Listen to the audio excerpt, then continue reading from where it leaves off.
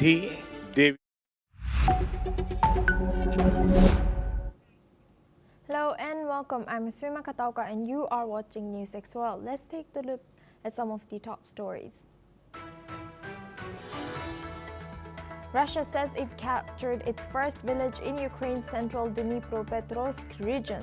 According to media reports, while Ukrainian officials have confirmed Russian attacks in Sumy, Odessa and Kherson have killed at least 4 people and injured over 30.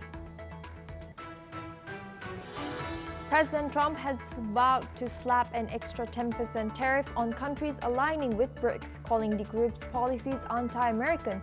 Posting on Truth Social, he warned there would be no exceptions for the bloc. That includes Brazil, Russia, India, and China.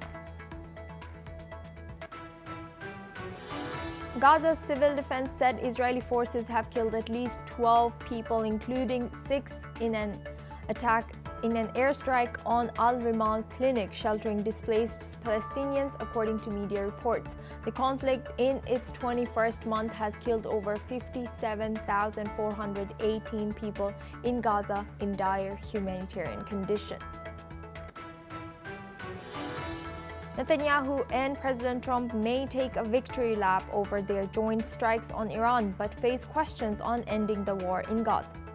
As they meet for the third time this year, the pair will be pressed on how far Trump will go to push for a ceasefire with Hamas.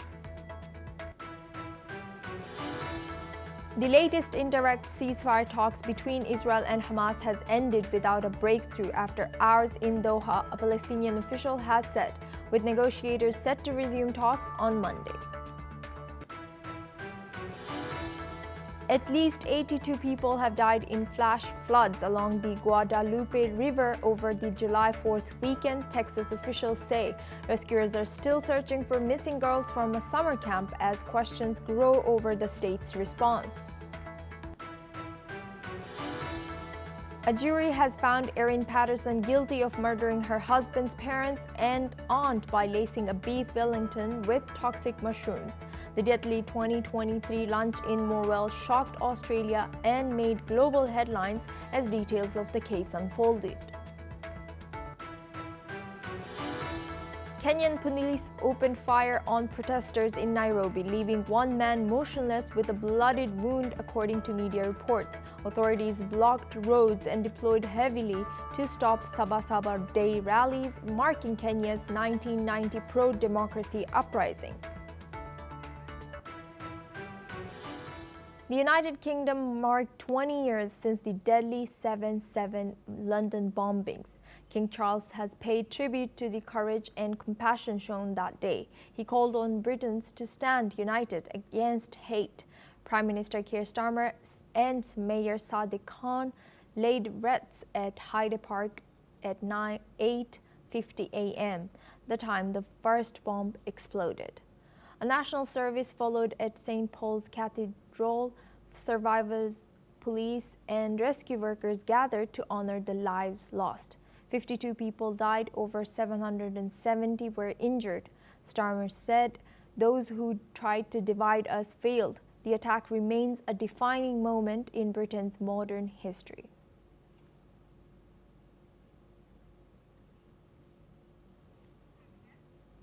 Now we are joined by Berzin Bachmer. He's a foreign affairs expert joining us live from London. Thank you, Berzin, for joining us today. Welcome to NewsX World. How do public commemorations like the one on today or the 20th anniversary of 7/7 bombings contribute to national unity and healing after such a tragedy? It is a moment of national grief and therefore healing is inevitable.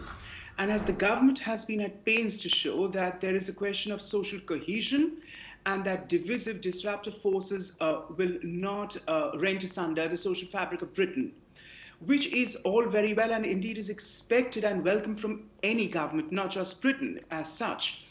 But the question is, 20 years on, the threats from such terrorism are far more unpredictable and diverse. That has to be also squarely placed on record, because while the original nature of the threat as an Al-Qaeda trained bombers of Pakistani descent, Britons, who undertook this act, remains as such. There has now been a question of lone wolf attacks also, which have mutated in the last 20 years. We've seen not just in England, but also elsewhere. And then there's also the question of governments across Europe and Britain believe that attacks are also in the offing from hard right elements, non-Muslim hard right elements. And that is true and has to be factored in. But for all purposes and intents, all governments, including London, still note that the threat from Islamism remains a clear and present danger. That needs to be also pointed out as such.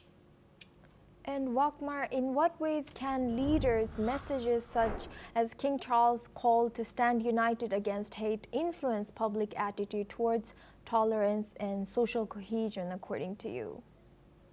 Well, social cohesion and tolerance is already inevitably evident in the British system because the government and various agencies are at pains to point that out. But what needs to be done on the part of government now, insofar as I'm concerned, is to assess the nature and evolving trend of the threats. And for example, as I just mentioned about the 20-year period, we've seen different threats involved. Now there is a question, of course, not just of what we may broadly just tar brush as Islamism, but also threats from state actors. Most noticeably, Iran in recent times, even before the so-called 12-day war and its involvement in the Gaza conflict.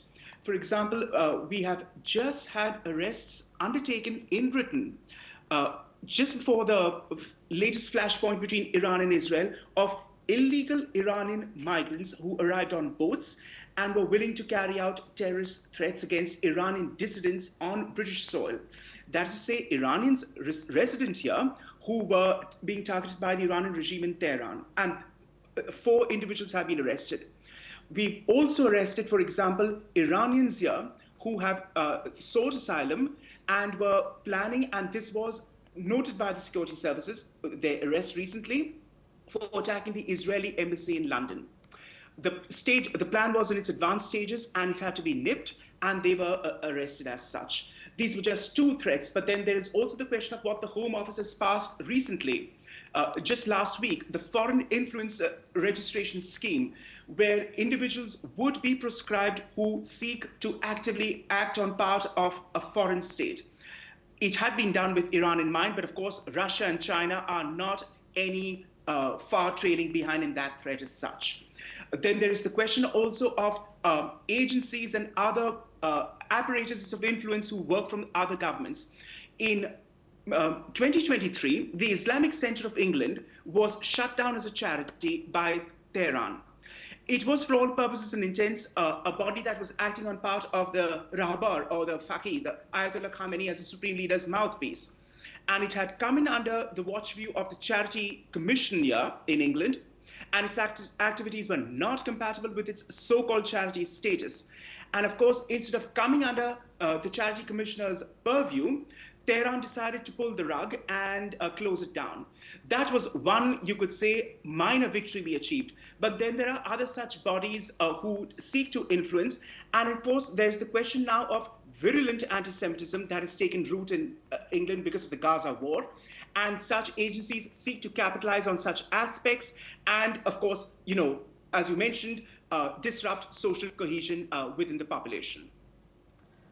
And Wagmar, last but not least, what lessons can be learned from, you've already kind of touched down on this, but response to the 7/7 bombings about resilience and community in face of terrorism?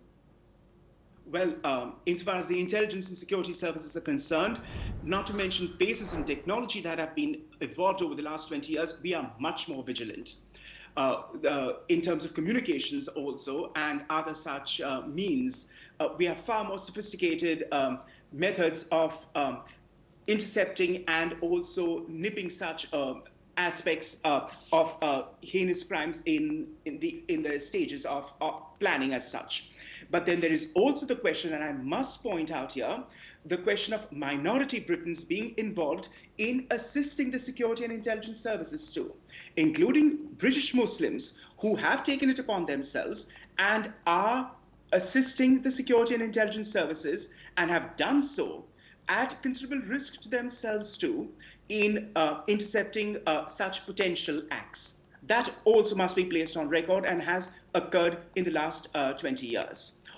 Needless to state, it is not something that is amplified for the most obvious of reasons due to they undertake such acts at great peril to themselves, but it needs to be placed on record. Thank you very much for joining us today. Thank you very much, Berzin Wakmar, for joining us today and sharing your insight as foreign affairs expert. Today we are honored to speak with Mustafa Kurtuoglu. He's a courageous survivor of the 7/7 bombings who lived through one of the darkest moments. And now his story, we will bring you. He's live with us today. Thank you for joining us, Mustafa Kurtuldu. He's 7/7 bombing survivor, joining us live from London. Hi, Hayden.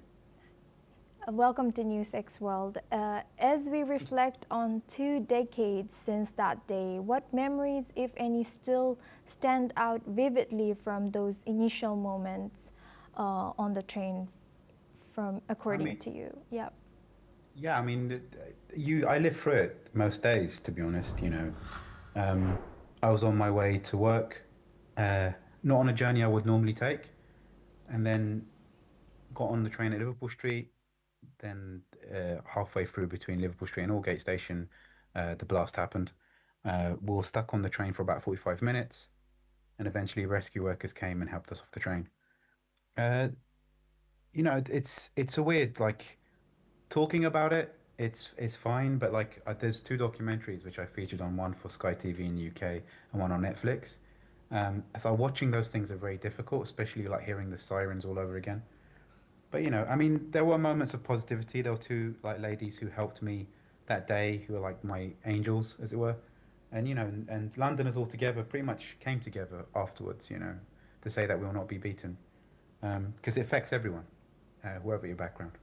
And Mustafa, you've answered or told us how vividly you still remember even after 2 decades, and how was that day 2 decades ago how has that day shaped your outlook on life and the community? So I mean, there's a few like the more practical things is like I'm affected by it on a regular basis. I still have manic episodes where I don't want to speak to anyone, or like I zone out. There's physical things that still affect me. In terms of the more other stuff, your worldview of things change, like the way because you paint the brush of like the journalism world or like the press, but then like newspapers I wouldn't have expected to be very helpful and kind were, and then vice versa. And so those sorts of things change your worldview. And also I suppose like you start to understand why people might have biases towards different minority groups. And you try to empathize with them when normally you probably wouldn't. You think you box people into good and bad. And trying to keep open-minded about why people might dislike Muslims or Islam, and you try to sort of talk to those people as much as possible. Emphasize the fact that this is a small minority within a minority, and don't represent the whole, and most of us want to live in a peaceful way. And so just, and then obviously opportunities like this to speak to yourselves, like it's like a huge privilege, to speak to like news channels around the world, and just making sure that the positive side of Islam is shown, not like this hijacked version. And so, those are the things which I suppose I've taken away from it. I've been very lucky to live through it. I've been very lucky not to be severely injured, although psychologically, it's hard to really fathom, but yeah. Yes, and Mustafa, how have you observed public safety and security measures evolve after that from your perspective as a survivor? I mean, like, if you're seen as a Muslim, obviously you'll be affected or treated relatively negatively, Like anyone with a beard and a rucksack doesn't necessarily have to be Muslim, but just fits the archetype. Like anyone with a turban was treated very suspiciously, which is bad. But then you have to understand people's prejudices are based on fear, and people don't have the time and opportunity to like think about those things rationally. But over time, people are becoming a bit more measured. But then on the flip side, like last year, there was a fundamentalist Christian who murdered three little girls, schoolgirls, and then social media people may said that they were Muslims, and so Muslims were attacked, even though it had nothing to do with Muslim extremism. And so sometimes it feels there's like a back and forth. I think generally speaking, people are much more rational, but then social media is very, very risky as it can just set something off like that. So you always have to be very careful. I think fact checking and the authorities to really release statements is really important. But what can you do? Things happen very quickly.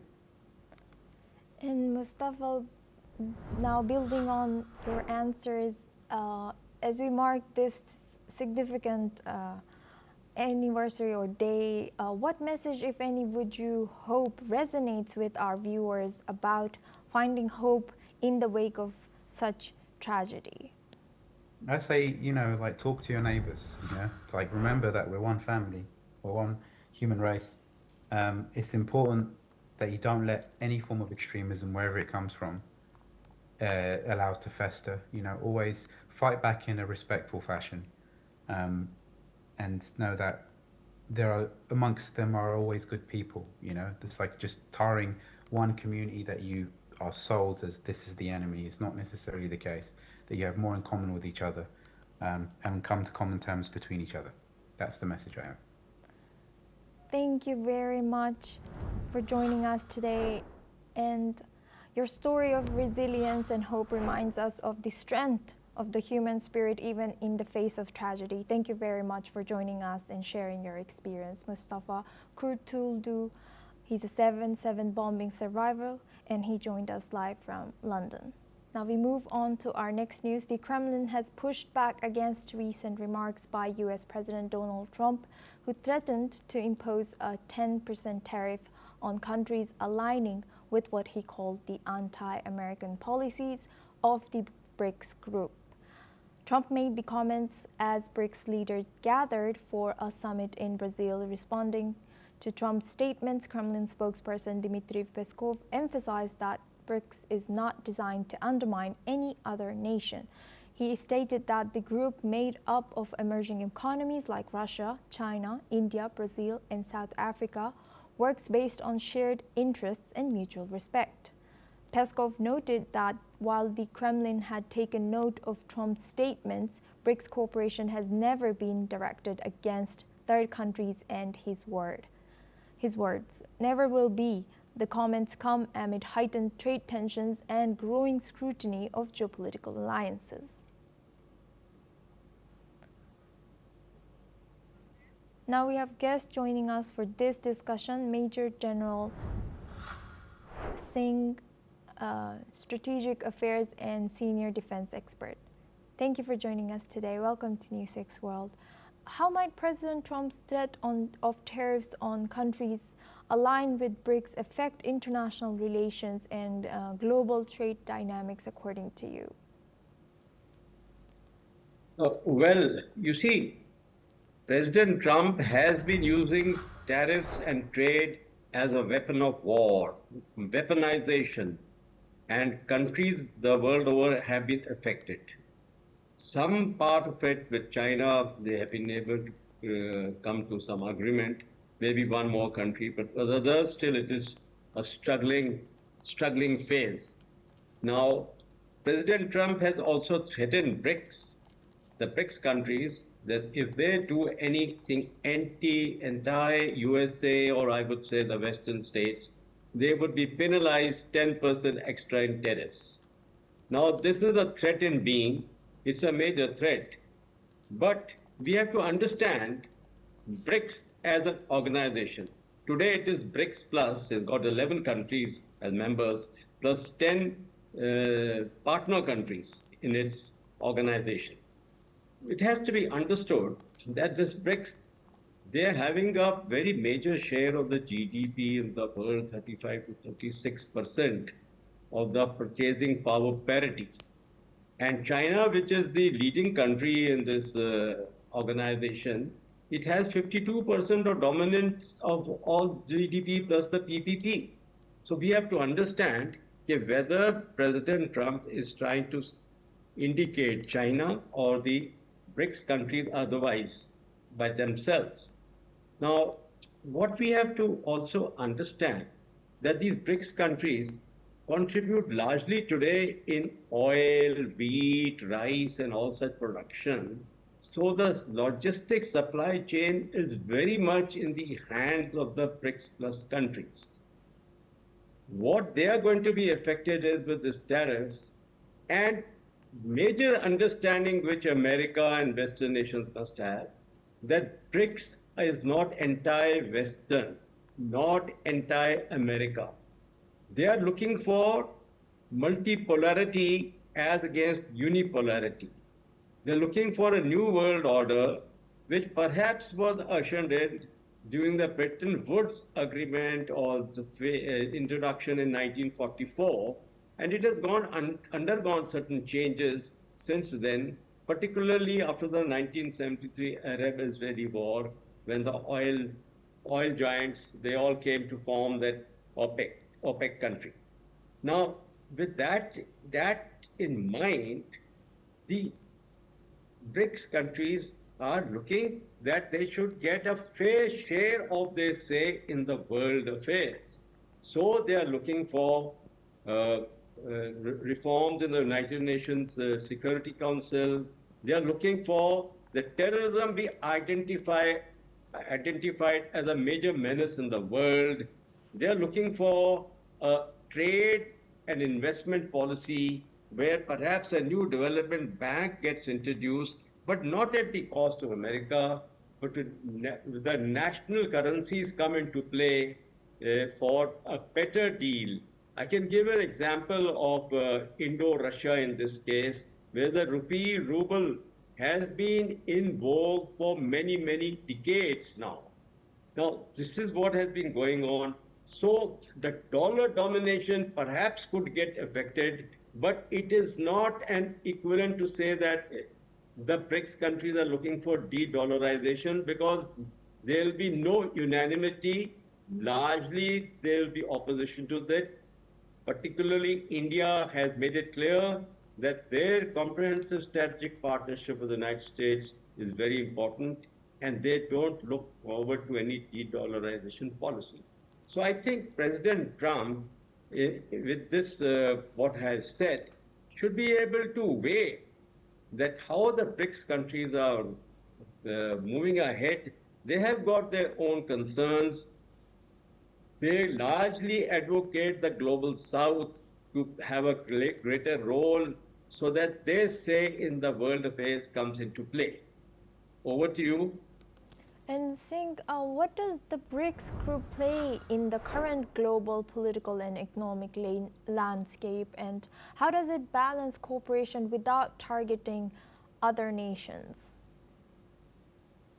No, you see, the BRICS is not at all targeting other nations.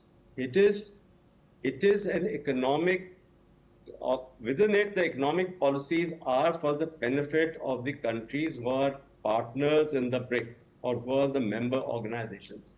But there is no such agenda or issue that they are going to target any other country. Perhaps, I think BRICS and the Western nations could make it into a win-win situation if we understand the world, the rule-based orders, and whatever reforms are required in that, those adjustments come in. Then I personally feel that the economic angle would be well looked after for a mutual win-to-win situation for both the BRICS countries and the Western world. So what has happened? Earlier, G7 and then G20 came. Now certain other organizations have come. G20, G7 were dominating. But now there is a BRICS Plus. There's the SCO, the Shanghai Cooperation Organization, which is in play also. So these organizations are not looking for any anti-Western this thing.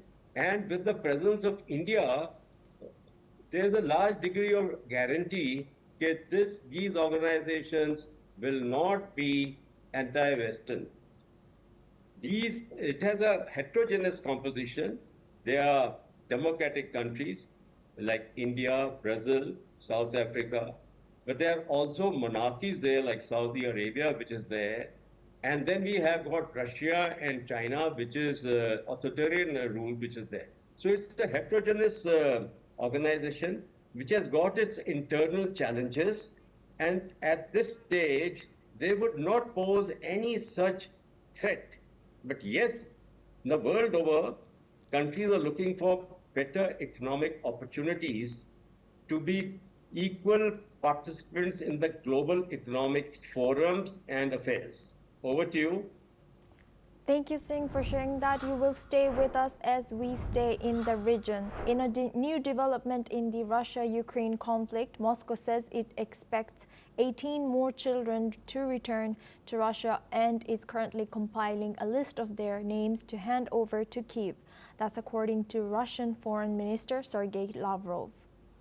On the battlefield, Russia claims its forces have taken control of a village in Ukraine's Dnipropetrovsk region, the first such gain in the central region since the start of the war. The Defense Ministry confirms Russian troops have captured the settlement of Dashchne, a significant move in Moscow's push to gain ground in the region that has faced relentless strikes since 2022. The Dnipropetrovsk region, known for its strategic mining and industrial value, remains crucial to Ukraine's war effort and economy. Meanwhile, according to Russia's defense ministry, troops have also seized control of Besalivka in the northern Sumy region, along with Dachne in eastern Ukraine. And in an escalation of attacks on military infrastructure, Ukraine's army says Russian drone strikes hit 2 separate recruitment centers, wounding 4 people. 3 were injured in Kharkiv and 1 in Zaporizhzhia. Ukrainian officials believe these targeted attacks are part of a broader strategy to undermine their mobilization efforts. Now we go back to our guest discussion with our guest. He's a Major General, retired Singh, Strategic Affairs and Senior Defense Expert. Thank you, Singh, for staying with us. Now looking at this news, what are the potential humanitarian and political implications of Russia's announcement to return children back to Ukraine amid ongoing conflict? You see, there's a double-edged weapon which is being existing in the Ukraine-Russian war. On one side, in recent times, particularly after President Trump has come back to power 2.0, the talks of ceasefire have been on, but the ceasefire has not materialized. Russia has got its own rigid stance in these conditions, and on the other hand, Ukraine too has a similar stance. So the two are not meeting ground. Now, despite that, there have been certain prisoner exchanges which have taken place, particularly after the first talks, and now this children being returned is part of that, I would say, that it is taking place. Simultaneously, Russia is launching heavy attacks into Ukraine, and so has Ukraine also launched major drone attacks in the recent times, Operation Spiderweb being the fiercest of it, and other drone and missile attacks are taking place from both sides. So the children part of it is perhaps guided by, I will not say fully humanitarian issue, because the sort of war which is taking place, there is a lot of destruction and death which is occurring. Now, you have also covered about Russia having made advances in this Dnipropetrovsk region, which is the central region of Ukraine. And I think why Russia has made advances in others who are covered in Sumy, I can cover one by one. In the central region, it is providing Russia that depth from its 4 oblasts, which it has got in its occupation now, Luhansk, Donetsk, the Zaporizhzhia, and Kherson. So this particular Dnipropetrovsk area provides Russia with depth to this mining region, and it is also an industrial hub, plus also a logistics hub. So Russia gets the advantage of controlling the military movement of Ukraine out here. Now that is one point. Secondly, in Sumy, what Russia has done is that they are trying to balance out the Kursk occupation by Ukraine. Now they come into the underbelly in Sumy, so they will try at one time in the operational thing, as per my thinking, to envelop the Ukraine forces in Kursk. That will be the aim. And likewise, they have made these advances as a bargaining chip. You see, they have now staked their claims on the 5 oblasts, the 4 I covered, and the 5th being Crimea. So any ceasefire agreement has to come into effect, then the bargaining chip will be there that we can vacate these new areas which Russia is advancing into. Now, this is Russia's, let me tell you, that it's Russia's westward movement into Ukraine's fortress defenses. They call it the steel porcupine defenses. So if they crumble, it'll be difficult for Ukraine. They're already outmanned, they're already outgunned, and as current as now, America has also seized the military armament supplies to them. So the NATO nations are helping out, but Ukraine is outstretched in every manner. Maybe UK, Germany, and Norway are providing them support in billions of euros, plus to set up the artillery production, the ammunition, the artillery systems, the drones, and the likes. But that's a long-term thing if the war has to continue. So I would say Russia has adopted this present advances with a view not to carry out deep penetrations, but carry out slow and steady occupation of territory in Ukraine, in the central region, and west of these 4 oblasts which are there. So over to you, having said this much. And last but not least, what impact do targeted drone strikes on Ukrainian recruitment centers have on Ukraine's military capabilities and morale during this conflict? Well, it's again a very devastating effect on Ukraine, because their mobilization centers of recruitment are being decimated, and so any fresh recruitments which Ukraine dearly requires manpower, they are going to be denied with that. So the new recruits, fresh recruits will not be coming. So the Ukrainians will be hit hard on that. And when you are targeting these recruitment centers, ipso facto, the civilian targets also will be hit. So this is going to have a major adverse effect on Ukraine's fighting capability in terms of manpower. I've already covered America cutting off the armament supply, military supplies to Ukraine. They are being very hard hit. They are in dire need of air defense systems. They are dire need of increasing their drone capabilities, which they have in abundance, but they need much more, because Russia itself has now created a very major drone capability, and they've been carrying out very major attacks on Ukraine through their drones as well. Over to you. Thank you very much, Major General Senior Vice President Singh, for joining us and sharing your expertise as strategic affairs and senior defense expert. Now we move on to our next news. U.S. Special Envoy Thomas Barak has wrapped up high-stakes talks in Beirut on a U.S. roadmap to disarm Hezbollah. Speaking after his meeting with President Joseph Aoun, Barak said he was unbelievably satisfied with Lebanon's 7-page response. He called the meeting amazingly interesting and satisfactory. Barak stressed that Hezbollah must see there is a future for them beyond weapons. His plan offers a 4-month timeline for disarmament in exchange for an Israeli withdrawal and halt to airstrikes. His visit comes as Israel escalates military strikes across Lebanon. Meanwhile, Hezbollah has not publicly responded, but sources say the group is demanding an Israeli pullout first. Lebanon has formed a committee to finalize a counter-proposal. Let's listen in to what the U.S. Special Envoy Thomas Barak has said. What we're doing is saying, you want change, you change it, and we'll be there to support you. If you don't want change, it's no problem. The rest of the region is moving at Mach speed, and you will be left behind. Sadly, you will be left behind. And this is really the message. It's the message from Secretary Rubio, it's the message from President Trump, it's the message from the world. It's come on, get with it. You're the pearl of the Mediterranean. Before anybody, the world looked at Lebanon and said, this is the bridge between East and West. This is the most amazing and resilient people in the world. How can we not get it together?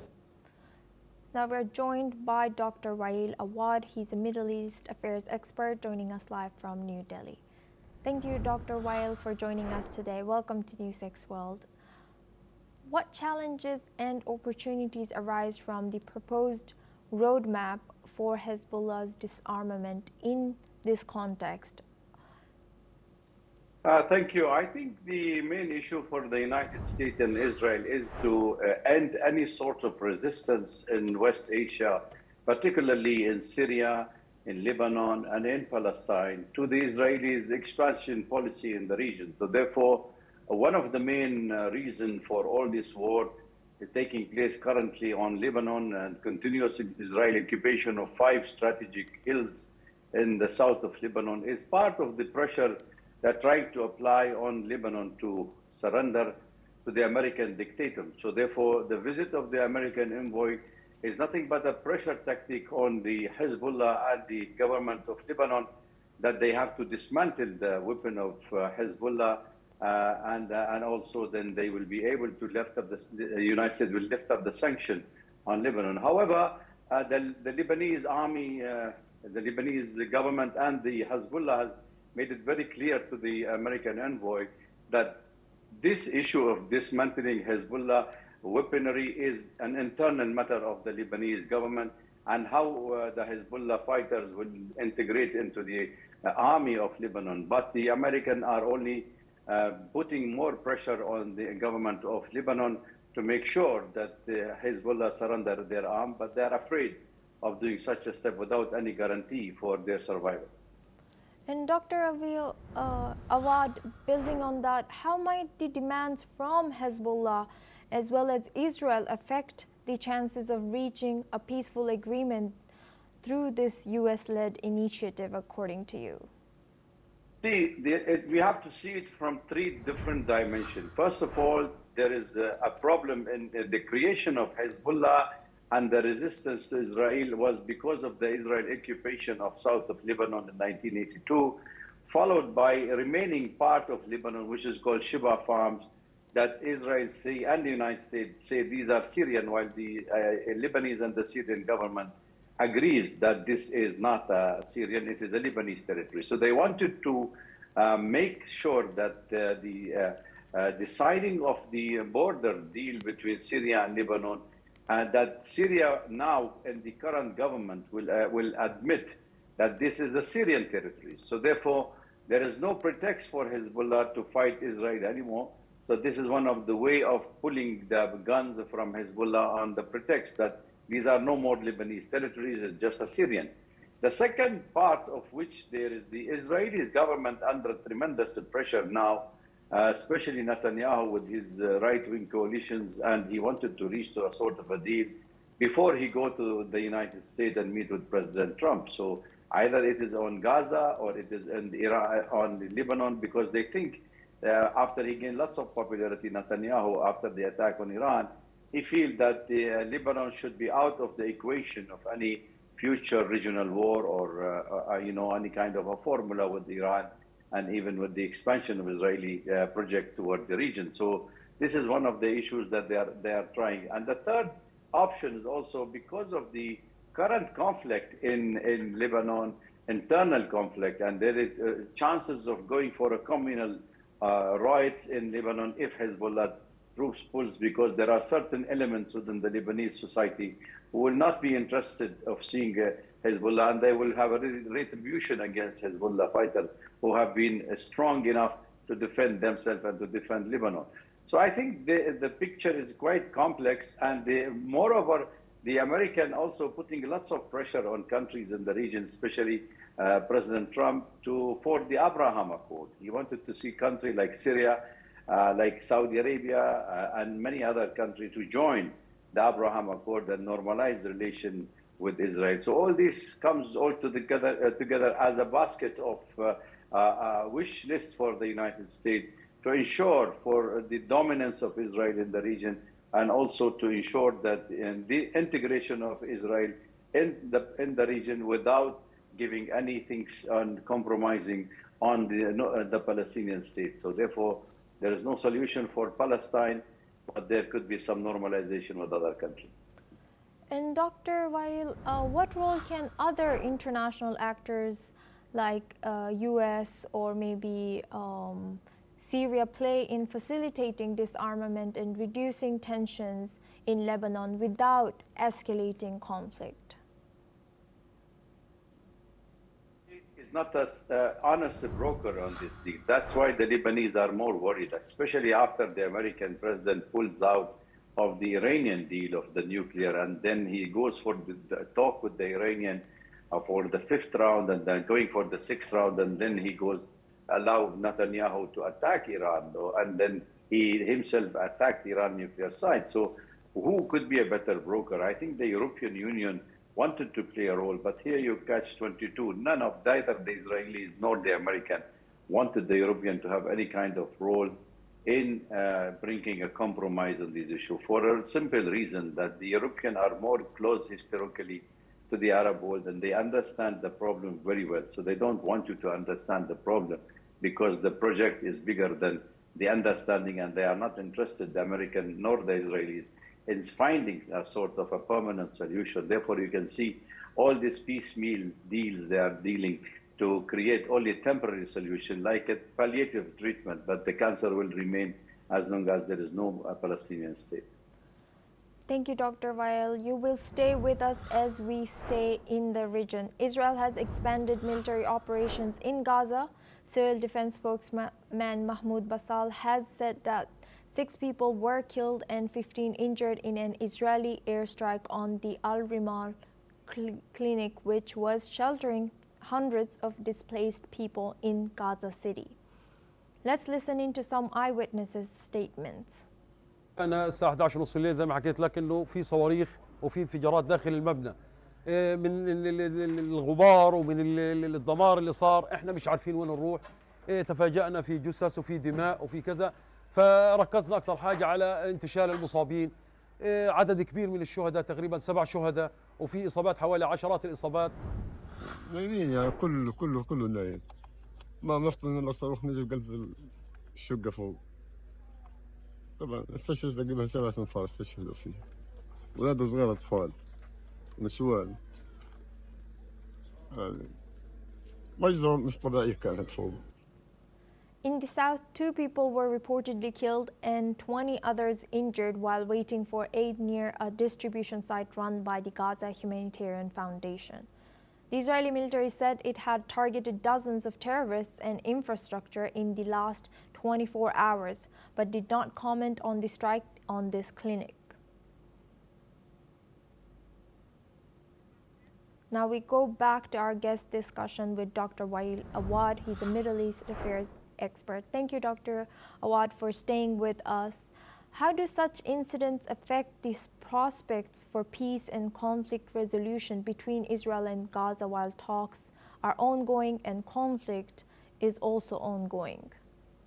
Samra, I don't think there is a peace deal for the Israeli government. As I said, Netanyahu have won popularity because of the attack on Iran, but remain the issues of the Palestinian fighting and resistance to it, especially in Gaza Strip, with inflicting lots of casualties among the Israeli soldiers. That also created some internal pressure on Prime Minister Netanyahu because of his coalition government. They are refusing to have some sort of a halting of the military operation inside Gaza because they want him to continue. And at the other hand, parallel to that, they are already continuing expansion of the settlement inside the Palestinian territory in the West Bank, and also the regular attack of the settlers on the Palestinian, which has been acknowledged by the UN and many of the international Human Rights Watch, that they have been seeing this much of atrocities, attacking, killing, and also taking people into prison. Therefore, I think what Netanyahu is searching for, a kind of an escape from the internal pressure, especially from the families of those still hostage remain inside with the Hamas. So they wanted to bring him to reach to a kind of a ceasefire, even 60 days. So this 60 days will give him a breathing ground, at least because the Knesset will not have a meeting. There will be a break in the Knesset until this summer break until October. So then he can resume the attack because his right-wing coalition will not allow him to continue, especially with the right-wing gaining popularity inside the Israeli society as well because of their settlement and expansion and killing any chance of a Palestinian solution to the Palestinian two-state solution. So therefore, I think he is trying to buy time at one stage, and the second stage also he wanted to meet with President Trump, who put lots of pressure on him to reach some sort of a deal and halt all the operation at least, so that the Abraham Accord, where Trump is trying to reach some sort of agreement with other Arab countries, can help improve the image of Trump in the region, while Netanyahu will continue when the ceasefire, if this ceasefire or truce takes place between him and the Palestinian, I think we may see some sort of relief. But nevertheless, I believe the daily killing, intentional killing of the AIDS workers, of the people going for AIDS, they tell them go to the north and then attacking the camps intentionally. There is no human shield that Hamas is using. There's nothing left for the families, shelter to live and survive. So everybody knows the public deceptions of the propaganda that the Israelis are trying to sell to the world have been totally exposed after 640 days of 80 days of this war, which have exposed that it is more of killing of innocent people, not the Hamas organization. Thank you very much, Dr. Wael Awad, for joining us and sharing that insight as Middle East Affairs expert.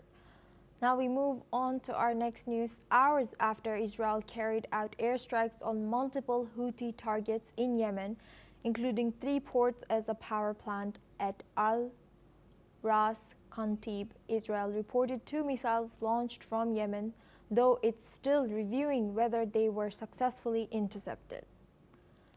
The Israeli military had said the strikes on Yemen were in response to repeated attacks by the Iran-aligned Houthi group. Israel also said it targeted a seized ship, the Galaxy Leader, that the Houthis were using for maritime surveillance. The Houthis claimed they had fired missiles and drones at multiple targets in Israel in retaliation. Let's listen into what the Houthi military spokesperson had to say. عظيم نجحت دفاعاتنا الجوية بعون الله تعالى في التصدي للعدوان الصهيوني على بلدنا وإفشال مخططه في استهداف عدد من المدن اليمنية، وذلك بإجبار عدد من التشكيلات القتالية المشاركة في العدوان على مغادرة الأجواء دون أن تتمكن من شن الغارات. ونفذت عملية التصدي بعدد من صواريخ أرض جو محلية الصنع. وردا على هذا العدوان واستمرار في الانتصار للشعب الفلسطيني المظلوم، نفذت القوة الصاروخية وسلاح الجو المسير عملية عسكرية نوعية مشتركة ب11 صاروخا وطائرة مسيرة توزعت على النحو التالي: مطار اللد بصاروخ باليستي فرط صوتي نوع فلسطين 2، استهداف ميناء أسدود بصاروخ باليستي فرط صوتي، استهداف محطة الكهرباء في منطقة عسقلان المحتلة بصاروخ باليستي فرط صوتي، استهداف ميناء أم الرشراش ب8 طائرات مسيرة. وتؤكد القوات المسلحة اليمنية وصول الصواريخ والطائرات المسيرة إلى أهدافها بنجاح بفضل الله. وفشل المنظومات الاعتراضية في التصدي لها. Now we move on to our next news. EU Commission President Ursula von der Leyen and US President Donald Trump spoke by phone to discuss trade, with both sides calling it a good exchange. The call comes as Brussels continues negotiations to avoid higher US tariffs ahead of a July 9th deadline. Let's listen into European Commissioner spokesman. I can indeed also confirm the call between President von der Leyen and President Trump, and confirm that they have had a good exchange indeed. The European Commission, which handles trade policy for the 27-nation in bloc, has been working with US counterparts for months to reach a deal. Without an agreement, tariffs on EU imports could rise to 20% or more, with earlier statements from President Trump suggesting they could go as high as 50%. U.S. Treasury Secretary Scott Bessent announced on that U.S. tariffs could come into effect August 1st if no deal is reached with partners including the EU and Taiwan. However, the Commission says it remains focused on finalizing a framework agreement by July 9th. EU officials say talks are active at multiple levels, and trade spokesman Olof Gill confirmed they are fully geared up to secure a deal this week. Such a deal is expected to be limited on scope, with follow-up talks likely needed to address outstanding issues. EU Trade Chief Maros Sefcovic has regularly engaged with US officials in recent months, while direct communication between von der Leyen and President Trump has been infrequent since January. Now we move on to our next news. US Treasury Secretary Bessent says the administration will unveil several trade announcements in the next 48 hours. Speaking to CNBC, Bessent revealed he received a wave of new trade offers last night. On Vietnam, he confirmed that the U.S. is moving ahead with 20% overall tariffs, and added that the trade letters being issued are fairly standard. When asked about future roles at the Treasury or Federal Reserve, Bessent said he will do whatever the president decides. Bessent also said financial markets may already be in pricing in possible interest rate cuts based on current economic fundamentals. On the US dollar, he told CNBC it's normal for currencies to rise and fall, and there's nothing unusual about recent movements. He added that the dollar's behavior could also reflect strengthening in other global currencies, noting that China's yuan has also depreciated.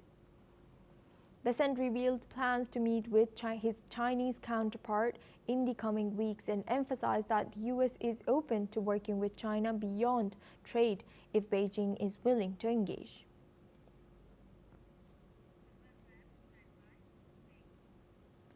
Now let's take a look at some of stories from the world of business. Tesla shares took a hit in pre-market trading Monday, sliding nearly 7% after CEO Elon Musk unveiled plans to launch a new U.S. political party, sparking fresh investor concerns. Musk's America Party announcement reignited his feud with President Donald Trump and raised questions about his focus on Tesla, especially after the EV maker posted a second consecutive drop in vehicle deliveries. Investors fear Musk could get further distracted from Tesla's core business, or worse, face backlash from Washington. Analysts say Tesla's political entanglements and aging product lineup are wearing on investor confidence.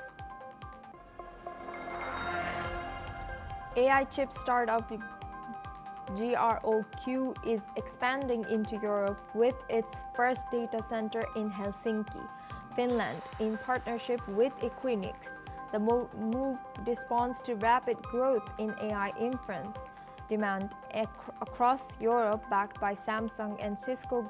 GROQ designs language processing units for high-volume, low-margin AI tasks like chatbot responses. CEO Jonathan Ross notes their US-based supply chain avoids costly NVIDIA components, enabling quick, scalable deployment. The Helsinki center is expected to be operational by week's end as GROQ expands to meet sovereign AI and latency needs in Europe. Germany's industrial output rose 1.2% in May, beating forecasts of flat growth gains mainly from automotive and energy sectors, with pharma production surging 10% due to early U.S. orders ahead of tariffs. Analysts see signs of a possible rebound, but warn of a risk from trade tensions, a strong euro, as well as dry weather affecting river transport. GDP growth remains slow, but economics expect improvement later this year, supported by recent tax relief measures.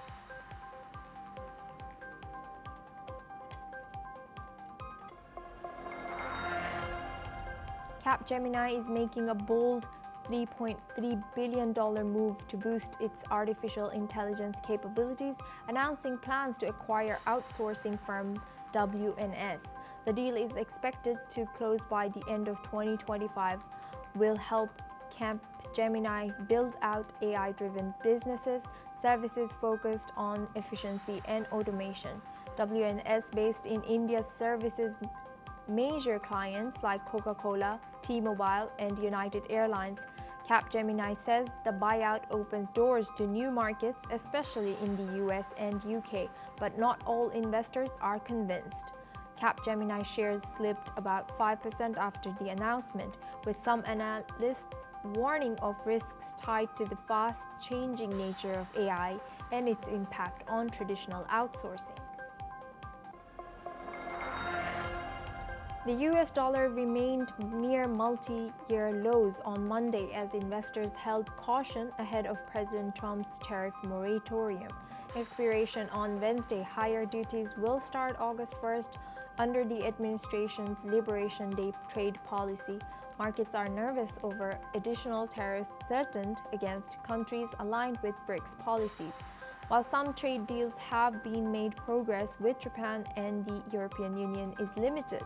Currency movements reflect uncertainty, with Australian and New Zealand dollars weakening ahead of central bank decisions, and market volatility is expected. Well, that's all we have time for. We will continue to bring more news updates from around the world.